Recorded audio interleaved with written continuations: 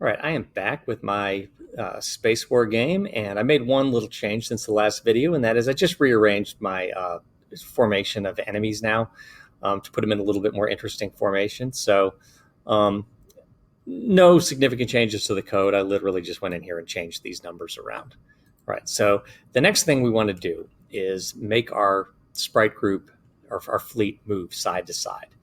And so I'm going to get out of the way and get into the code again. And what I want to try to do here is take advantage of as much as possible of classes that already exist in Pygame instead of rewriting our own. So we've been doing that already. So, like for example, when we made our ship, there already exists a Pygame sprite class that handles things like drawing and updating its position and collision detection. And so rather than code all that ourselves, we just extended the sprite class with our ship class. And so now our ship can do everything a sprite can do, plus these extra things like moving and shooting. Right. When I think about a fleet, what I think is that that's kind of like a special sort of a sprite group. And it is a sprite group that also, right, because we want some kind of group type object to put all of our enemies in, but we want this group also to be able to control moving somehow. And so I'm going to make a new class, and I'll extend the sprite group. And so we need an initializer. And then our initializers in the past, they have only had self as an argument, or self and X and Y, but I had to go digging into the sprite group documentation a little bit, and I noticed that a sprite group has an optional argument. You can tell it's optional because the documentation has an asterisk there, which is as many sprite variables as you'd like to pass in as well. I have not used it yet in this code. We'll take a look at that later. And then when you make your call to super, right, because we need to do the code to call the initializer on the sprite group,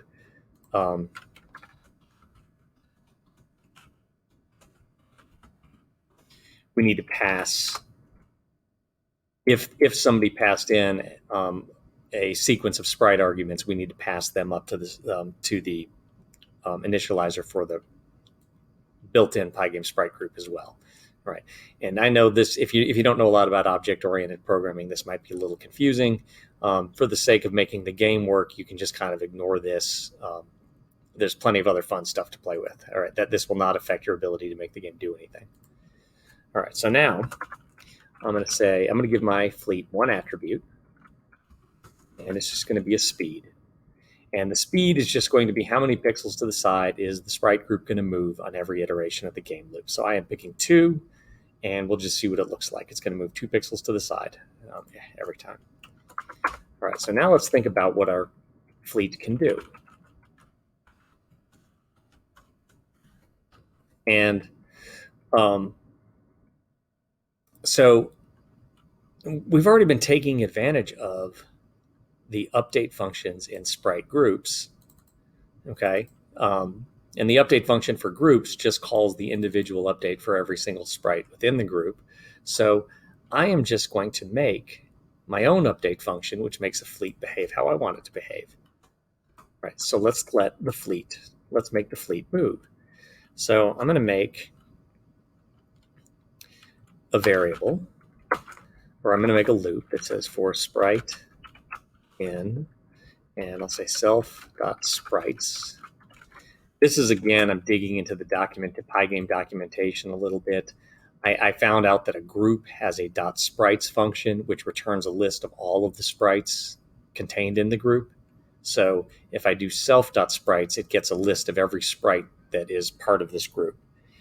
And so what I'm going to do is take each individual sprite in this fleet, and I'm just going to say, tell its rectangle plus equals self.speed. Right. And if I run it now, you're going to see nothing has changed. And that's because I put my enemies are still put into a regular sprite group. They're not put into our fleet group. So if I change this to a fleet, now when I tell enemies to update, it's going to call the fleet update code. And should be self.rect, lost it, should be self.rect.x. So they go over to the side. Now we have a little bit of a problem here. They're going off the edge of the screen. So we need to make them turn around. So the way to do this is I'm just going to make a Boolean variable reverse and set it equal to false. And then I'm going to add an additional check inside my loop to see if any of the sprites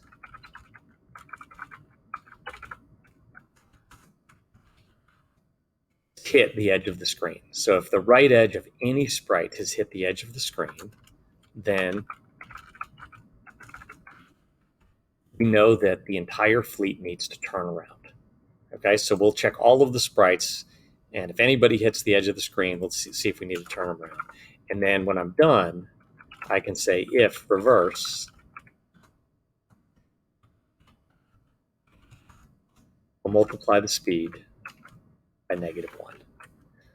So now, and so the speed will just turn to -2, and this will still work because we'll be adding -2 each time.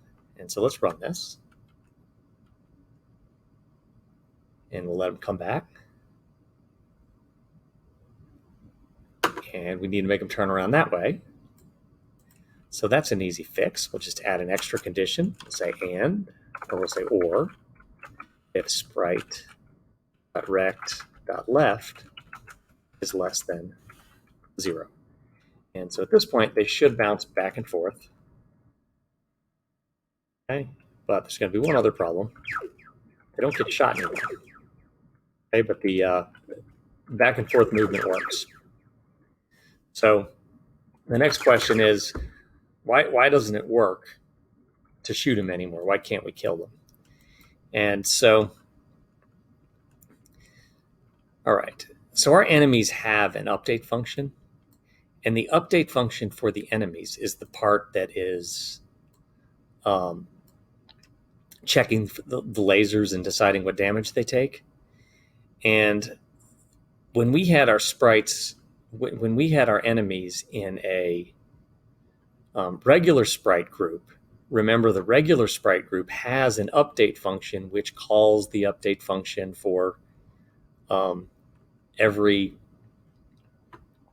sprite in the group. And when we put our own update function in the fleet, there's no longer any code to call the update function on each individual sprite. And we took that out. So our enemies are not actually calling their own update function anymore. So, one thing I could do is I could say something like,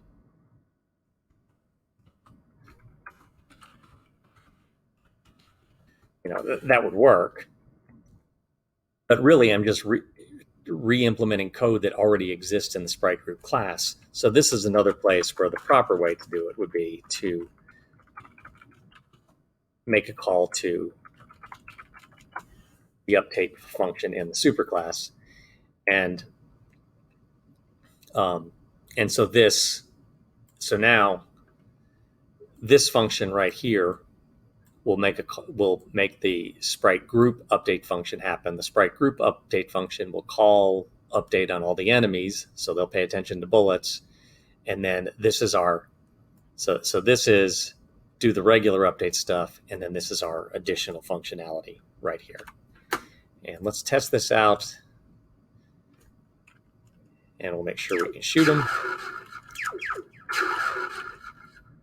And they turn around. All right, so everything looks like it's working. There's one last thing I want to do in here, and this is just to future-proof this so we don't break anything. But The update function for a sprite group, when you call it right here, you are allowed to pass in arguments, any list of arguments that you want right here. And I just happen not to be taking advantage of that feature. But in case I do, I want to allow this update function to work the same way.